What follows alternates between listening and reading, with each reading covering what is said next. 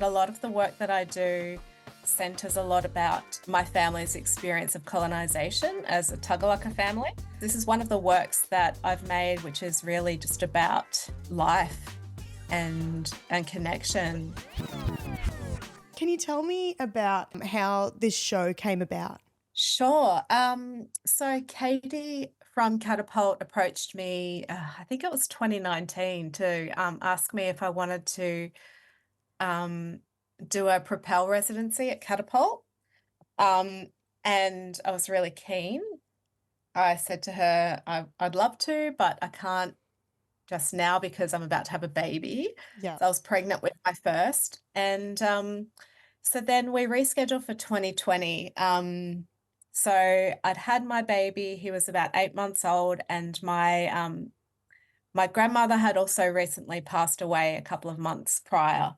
So there were lots, like I really didn't know what I wanted to make or explore in the residency, but there were lots of thoughts around birth, death, this like really interesting, I don't know, I guess like the film of existence that is there when you're in that place when you've just given birth or when life is really new, and also in that place where you're about to say goodbye to a loved one in those last moments.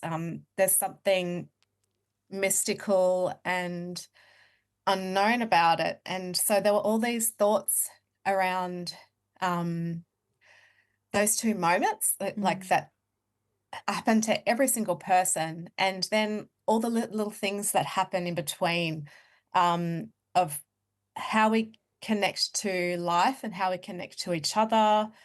Um, I was feeling quite nostalgic at the time about my grandmother, and like the first toy, she got to meet my baby once, and she gave him a toy, and then all of a sudden, because she'd passed away, this little bear held so much importance. Mm.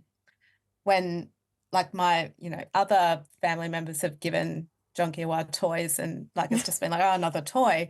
So it was really interesting, like the weight of nostalgia that we place in objects as well. Um, so that's where it came about. I did the first residency by myself, and then I just felt as my practice continued, I I've decided that I just really enjoy creating on other people and being that outside eye and watching and being able to shape a picture from the outside. So Katie suggested that I bring in a few dancers, and so we did. We explored a lot of those themes that I touched on in 2023.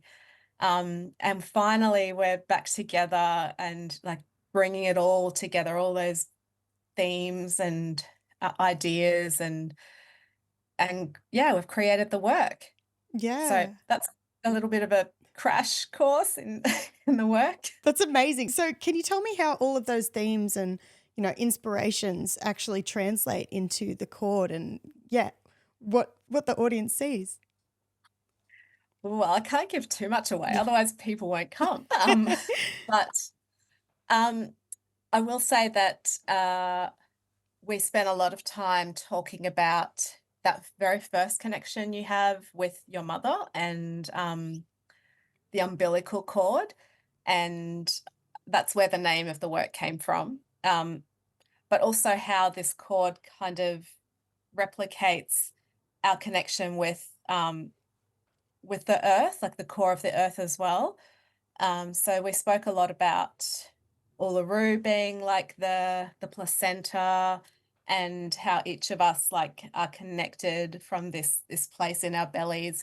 So there's that's provided quite a strong physicality in the work, because this in a lot of that research we came across a horror meditation, which is quite interesting, that a lot of Eastern philosophical practices hold the center with very high regard, and it's a place of like where meditation happens a lot. Yeah, okay.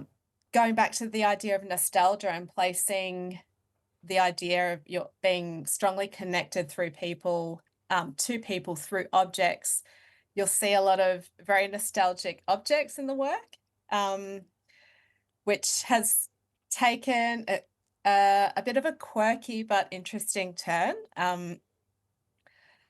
As part of the process, I brought all the dancers on an excursion to the op shop, to Salvo's, and we just walked around the op shops and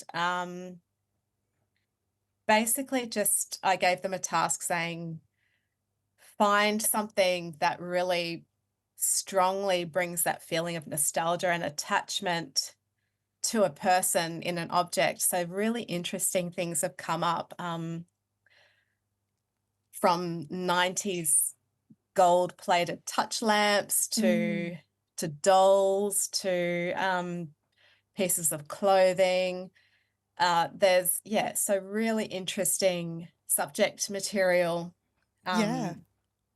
was chosen, and it's just created a really interesting but personable or personal kind of way into the work, I guess. Mm. And I think that's something that everybody can really connect to. There's things as living in this, country, it's so-called Australia.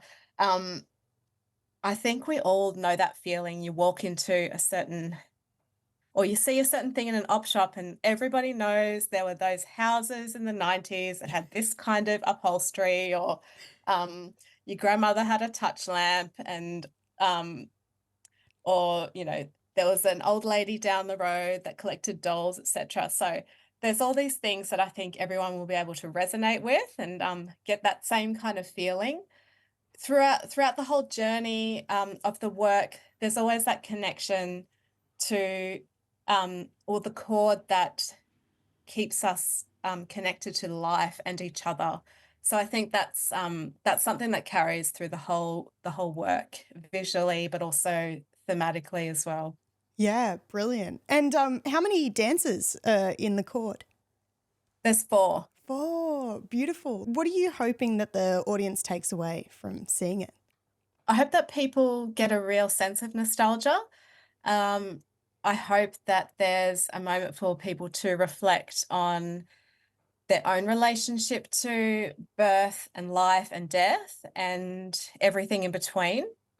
That really this is about the connection we have with each other, with our own births, and the fact that we're all mortal and we're only here for a little amount of time. And really it's the relationships that we have with each other that matters.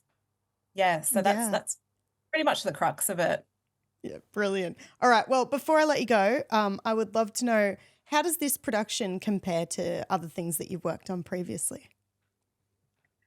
Oh, I think the main difference would be that a lot of the work that I do centers a lot about my family's experience of colonization as a Tagalaka family.